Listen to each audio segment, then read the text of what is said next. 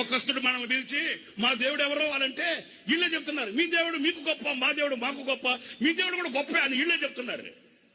మీకు అర్థమైందండి? లోకానికి ఒకే దేవుడు, సృష్టికి ఒకే దేవుడు, ప్రపంచానికి ఒకే దేవుడు, సజీవుడైన దేవుడు తప్ప వేరొక దేవుడు లోకానికి ఇవ్వబడలేదు.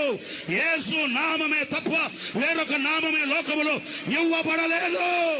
ఒకవేళ చావైనా, రేవైనా, కరువైనా, కష్టమైన ఏది మన మీదకి వచ్చినా యేసు ఒక్కడే దేవుడు.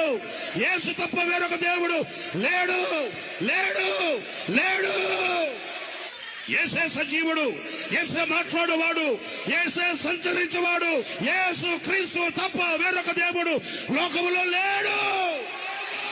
నేను నమ్మిన నీతి, నేను నమ్మిన సత్యం, ప్రపంచానికి ఇవ్వబడిన నగ్న సత్యం, ప్రపంచానికి ఇవ్వబడిన ఏకైక ఉపదేశం, యేసు ఒక్కడే దేవుడు.